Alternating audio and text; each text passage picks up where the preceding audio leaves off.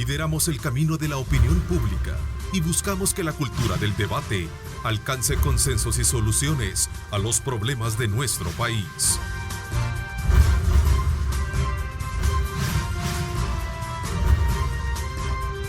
Diálogo con Ernesto López.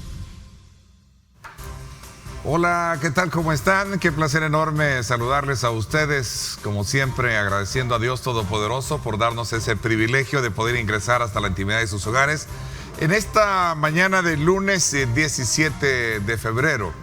Queremos, como siempre, exhortarles a ustedes a colocar a Dios en el centro de sus actividades para que todos aquellos proyectos, todas aquellas metas puedan cumplirse durante esta presente semana. Así es que desde ya bienvenidos a una edición más de su programa, con la cual pues queremos desde ya desearle muchos éxitos. Bueno, esta mañana hemos invitado al responsable del secretario jurídico de la presidencia, el licenciado Conan, nuevamente para que nos comente un poco los acontecimientos ocurridos el pasado sábado en el marco de la sesión plenaria de interpelación de los funcionarios de salud y también de la Administración Nacional de Acueductos y Alcantarillados, ANDA, que por cierto se ha reprogramado para el día de hoy. Así es que quiero darle la más cordial bienvenida, Conan, gracias por acompañarnos. Hola Ernesto, buenos días, muchas gracias nuevamente por invitarnos. Estamos por aquí pues dándole continuidad a los acontecimientos y vamos a platicar, creo que hay varios temas que platicar. ¿Cuál es la impresión que existe en el secretario jurídico de la actividad que el fin de semana dejó abierta la sesión plenaria y programada para este día con relación a la interpelación de los funcionarios de salud y también de ANDA? Bueno, Ernesto, fíjate de que, como lo platicamos en radio, ¿cierto? El mismo día sábado, antes de que iniciara lo que era la interpelación, como funcionarios y como garantes de la Constitución, pues nuestros funcionarios llegaron, se hicieron presentes y se hicieron una serie de preguntas muy técnicas, y creo que el abordaje de parte de la ministra de Salud se desarrolló en ese sentido. Ella fue muy técnica para contestarlas, demostró que ella sí conocía del tema, conocía específicamente de los temas que se le abordaban y de un plan que se había desarrollado al respecto. Falta todavía la interpelación, todavía falta de la ministra de Salud una parte. Sí, todavía porque falta. Todavía falta la interpelación del señor presidente de ANDA. Esperemos que la podamos terminar estas dos cosas este día y podamos continuar. Realmente nosotros estamos con toda la intención, con toda la obligación frente al pueblo de poder continuar en el ejercicio de nuestras funciones y buscar la seguridad o garantizar la seguridad de nuestra población. Es decir, sí existe plena convicción y a la vez de poder cumplir precisamente el mandato de asistir tal y como lo establece la ley. Veamos el otro escenario entonces, veámoslo desde el punto de vista de la participación de las fracciones políticas. ¿Cuál es la evaluación que tienen? Mira, realmente para mí la participación, algunas han sido un poco deficientes. Creo que no se tomaron la tarea tampoco de investigar o tampoco de tener un pleno conocimiento del desarrollo técnico que se iba a abordar. Es eminentemente técnico, obviamente, porque no es político, y como ellos son políticos, deben de realmente informarse un poco más a fondo para tener un mejor conocimiento de las preguntas que se van a hacer. Es evidente que hubieron preguntas ahí un poco fuera de contexto. Vemos la cantidad de memes que salieron, fue algunos hasta burlescos, pero así es el pueblo, pues la verdad es de que sale algo mal dicho, mal hablado y sale un meme, ¿verdad? Bueno, entonces te hago esta pregunta porque Mauricio Vargas decía que no podía existir un impedimento para darle agua de consumo humano al pueblo salvadoreño. Sin embargo, muchos creyeron de que también había como una especie de ensaña. Incluso el mismo presidente de la Asamblea Legislativa en su momento tuvo que intervenir para poder, llamémosle, alinear con relación al papel de la pregunta que deberían de haber sido no sé si voy a pedirle a mi productor que si podemos tener listo el reporte de la nota periodística, me informan cuando ya esté lista para poderla transmitir, para ver ese mecanismo y esa forma de hacerlo, ¿no? O sea, entiendo de que tuvo que ponerlos como en línea de nuevo, ¿no? De hecho, el partido, la fracción del FMLN, cuestionó la actitud del presidente de la Asamblea Legislativa, precisamente por esa razón. Escuchamos un poco para recordar y poner en perspectiva de lo que estamos hablando. Veamos el reporte. Los llamamientos. La ministra de Salud llegó a la Asamblea Legislativa para ser interpelada por la crisis del agua que sirvió Anda con mal olor, sabor y color. Ante la pregunta 7, si el Ministerio de Salud hizo estudios bioquímicos al agua, la respuesta de la titular se ha hecho viral en las redes sociales. En principio, decir que los estudios bioquímicos no se realizan a agua, se realizan a seres vivos. Por tanto, nosotros no hacemos, ¿verdad?, estudios bioquímicos al agua. La interpelación fue suspendida varias veces por el presidente de la Asamblea Legislativa por varias razones. En base a nuestro reglamento interior, ya que el diputado que no le interese la salud y la vida de los habitantes de un país, sí está cansado. No se desvíe. Permítame, por el orden, presidente. No se desvíe del tema que estamos discutiendo, por favor, diputada. Yo quisiera, con todo respeto a la señora diputada, sobre la base de... Por el orden, señora ministra, no se puede referir a la diputada. Pueblo salvadoreño, no hay emergencia, pero sacan un plan de emergencia. Reparten botellas, que era la fase 1, y reparten pipas. Diputado, sujetémonos a una pregunta en concreto, porque pareciera que es... Lo que dejó claro la ministra es que nunca hubo una emergencia en los primeros días del mes de enero por la calidad del agua que se le servía a la población, y que será el presidente de la ANDA quien deberá explicar qué fue lo que sucedió durante la crisis del vital líquido. Y sorpresivamente, el presidente de la Asamblea Legislativa convocó para este día la sesión de interpelación de la ministra de Educación, Gerardo Hurtado, Cadena Megavisión. Bueno, gracias Gerardo por ese reporte que fue transmitido durante el fin de semana en nuestros noticieros. Bueno, ahí veíamos realmente la forma en cómo se llevó a cabo. Sí, la verdad es que lo platicamos, fue un tema que tú y yo discutimos previo a que se diera la interpelación. ¿Tú esperabas ese, no sé? Sí, la verdad es que sí, sobre todo... El reglamento establece centrarse en la pregunta, decía el presidente, de lo que tenía que versar la interpelación. Exactamente, sin embargo, lo manifestamos, se dedicaron un poco al ataque, un poco a los señalamientos, porque creo que lo que buscan son réditos políticos, no sé de qué manera, pero sí estaban buscando, creo que de alguna manera, tratar de sacar de sus cabales a la señora ministra, pero creo que ella estaba muy bien preparada para el tema y se logró salir adelante. Me pareció bien la actitud del señor presidente de la Asamblea Legislativa, puesto que logró hacer su trabajo, moderar. Y llamar al orden. Y llamar al orden en lo que era la interpelación. A ver, esa entremezcla de, digamos, la parte política con lo técnico y de alguna manera dio como resultado ese tipo de situaciones, ¿no? Porque al final el tema del agua, como lo dicen, sí es un tema, yo creo que hay que resaltar esto. Las expectativas nuestras sean que haya nuevamente ataque y más que a la ministra, pues iniciamos con el presidente de ANDA y creo que se va a volver un poco más intenso. Bueno, vamos a estar a la expectativa. Nuevamente, nuevamente, esperamos que el presidente de la Asamblea logre poner el orden, llamar al orden y que sea realmente un tema técnico e informativo para la población y para los ministros, los diputados. Ok, no sé si quiero cerrar un poco el ciclo esto para abordar los otros temas. No sé si tenemos las reacciones que se generaron alrededor después de la sesión plenaria. Me dicen, por favor, cuando ya estén listos, porque ahí tenemos también el reporte periodístico de las reacciones que se generaron después de la sesión plenaria de interpelación. Es la sala de lo constitucional, la llamada a hacerla y quien esperamos que lo haga en la resolución. Esta resolución, obviamente, parte de lo que, digamos, se asemeja es que se debe de respetar, aunque a lo mejor no se esté de acuerdo muy bien sobre la forma en cómo se plantee estas interpretaciones, ¿cierto? Sí, o sea, yo lo mencioné en alguna otra entrevista y decía, incluso de la revisión que nosotros hemos hecho, la demanda es bastante escueta y siento que faltan muchos requisitos de procesabilidad dentro de la misma. Sin embargo, se respeta... Pero sin embargo, nosotros, como decimos, de acuerdo, a ellos les corresponde emitir dicha resolución y nosotros cumplirla. Ahora, ¿qué viene por delante?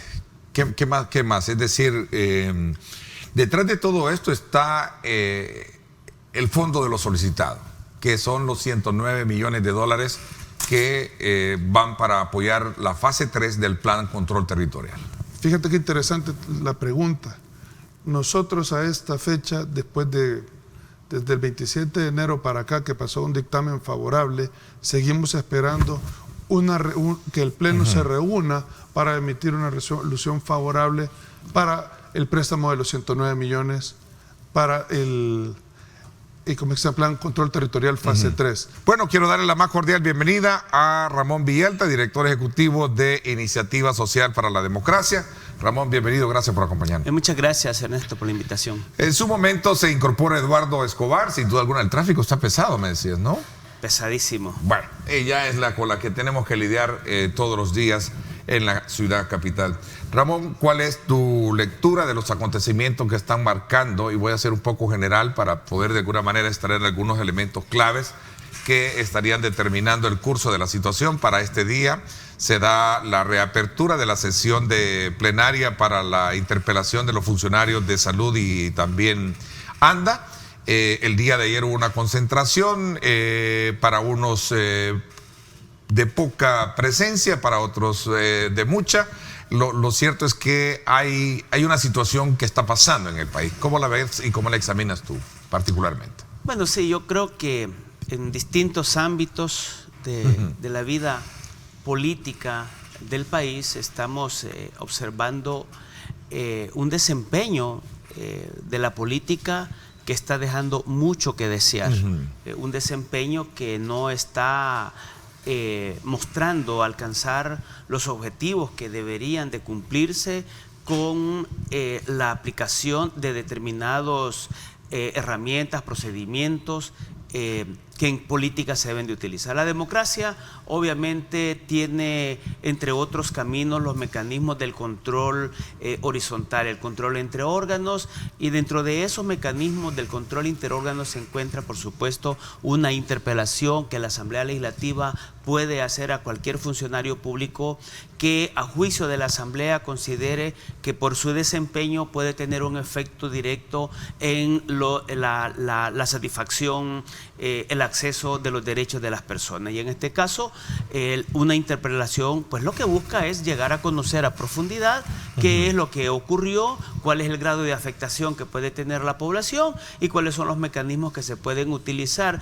Y obviamente, como esto es tratándose de un juicio casi de carácter político, una conclusión de esto puede ser una recomendación que no es vinculante por parte de la Asamblea Legislativa al órgano ejecutivo para una posible destitución de un funcionario en caso de encontrar que ha habido una gran responsabilidad. Pero obviamente una interpelación requiere una adecuada preparación, un diseño de preguntas muy apropiada. No deben de ser preguntas que tengan un carácter ideológico, sí, muy político, sino más de carácter técnico. Eduardo, bienvenido, gracias por acompañarnos. Sé que tuviste que has tenido que lidiar con el tráfico. Buenos días, Ernesto, gracias por la invitación y las disculpas. Sí, el tráfico, había un accidente en Comalapa y eso complicó todo. Te hizo difícil, ¿no?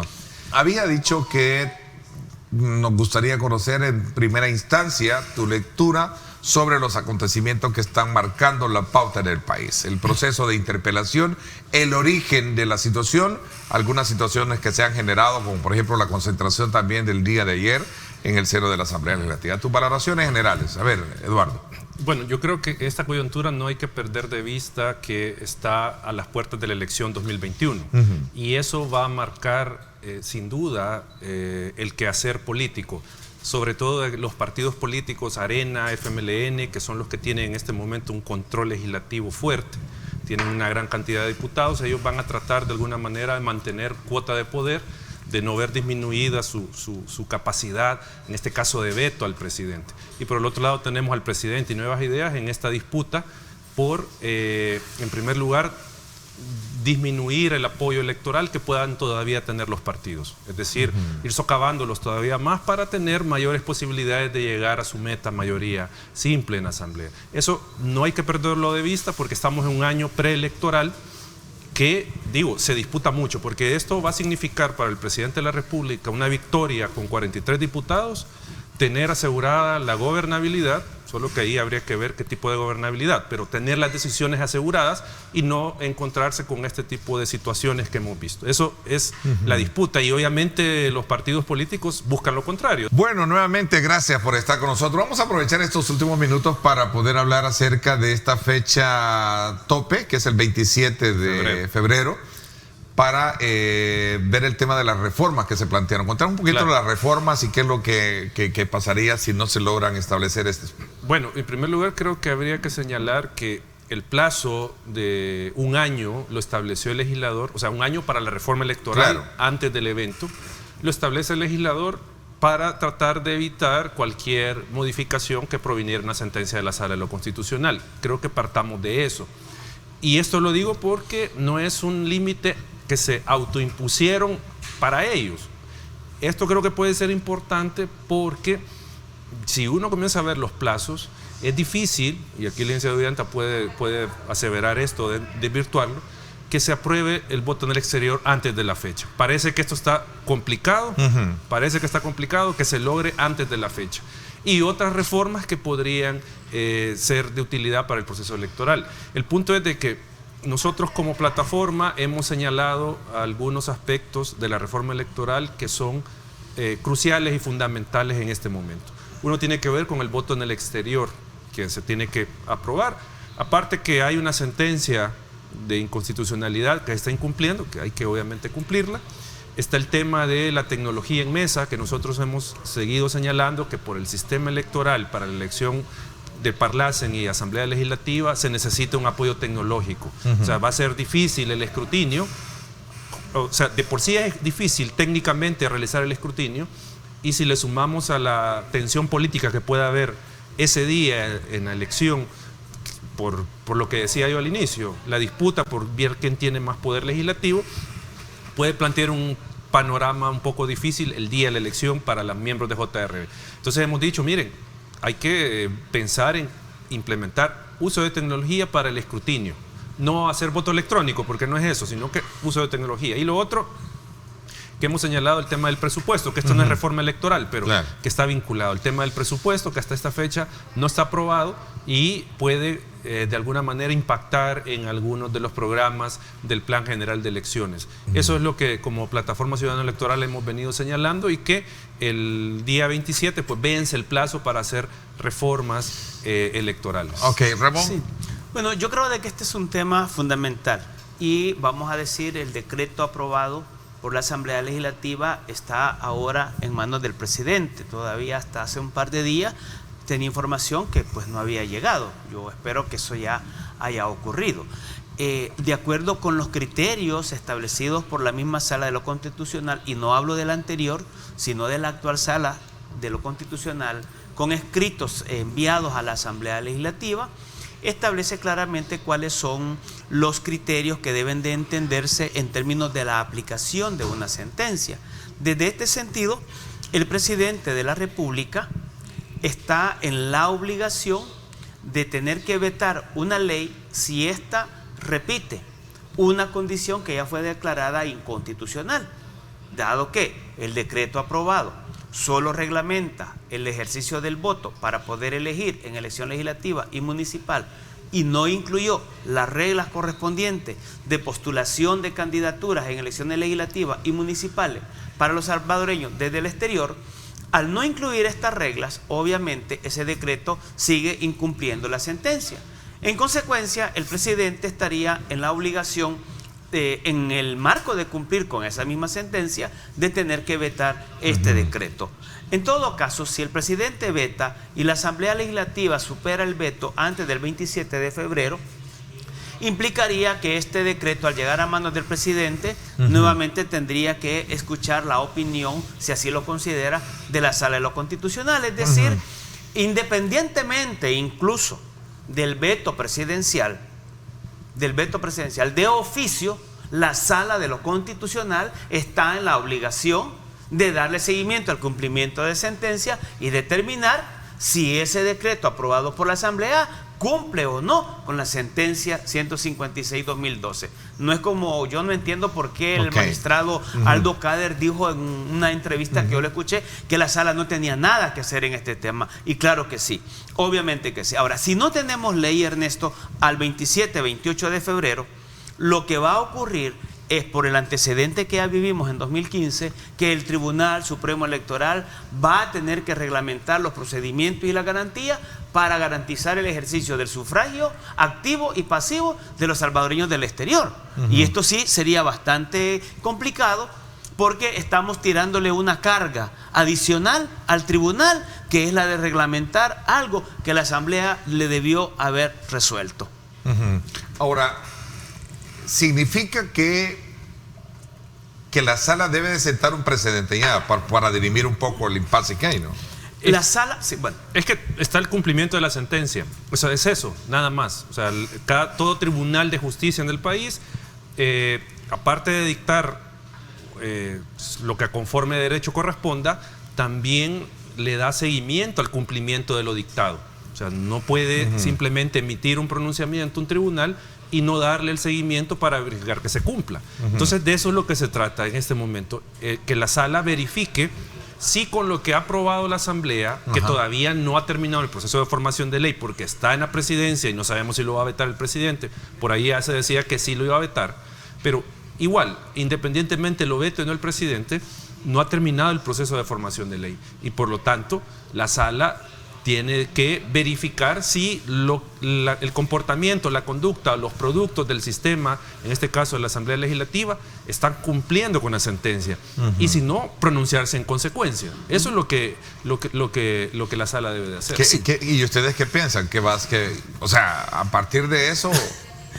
Bueno, lo que pasa nuevamente, por un lado, yo te señalaba el desempeño que ha venido teniendo la Asamblea Legislativa, esta negligencia, la retardación, etcétera. Pero es que la sala también tiene ese comportamiento, un alto grado de retardar decisiones para que sean aplicadas en un momento apropiado. Bueno, la crisis misma del domingo anterior pudo a lo mejor ser evitada si la sala se hubiera pronunciado, no hasta el día lunes, sino el día viernes o el día sábado, incluso el día domingo por la mañana. En este caso la sala también se ha retardado bastante, porque desde el año pasado, septiembre, octubre, noviembre, diciembre, enero, pudo haberse pronunciado respecto del nivel de cumplimiento que está teniendo la Asamblea Legislativa. Sin embargo, todavía no lo ha hecho, no dio una opinión respecto de lo que ocurrió con el primer decreto que aprobó la Asamblea a finales de enero. Esto es fundamental, porque también tiene otros temas sobre los que la sala no se ha pronunciado. El voto, la forma de cómo se van a contar los votos en las candidaturas no partidarias. La regla que aprobó la Asamblea Legislativa incumple con la sentencia.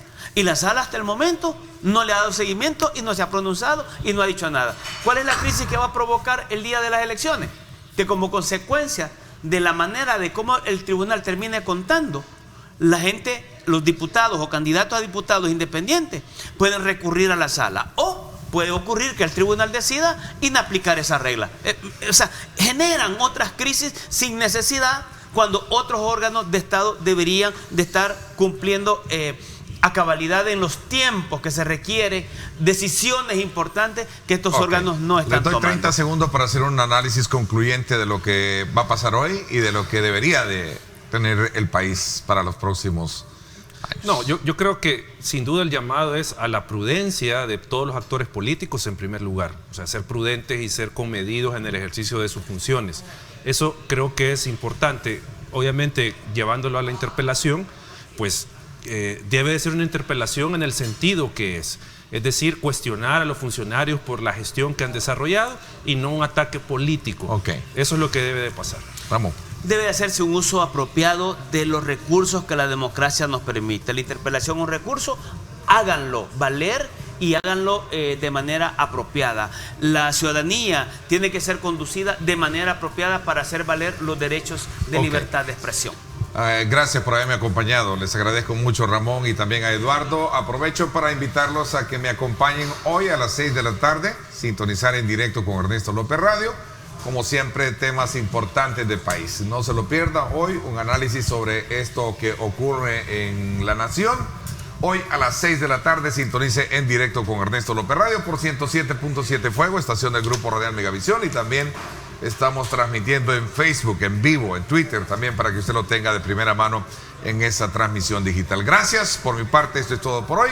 Pásenla bien y como siempre recuerden lo más importante, amar a Dios sobre todas las cosas.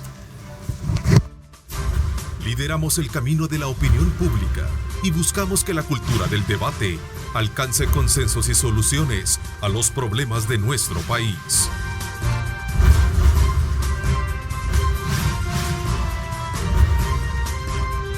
Diálogo con Ernesto López.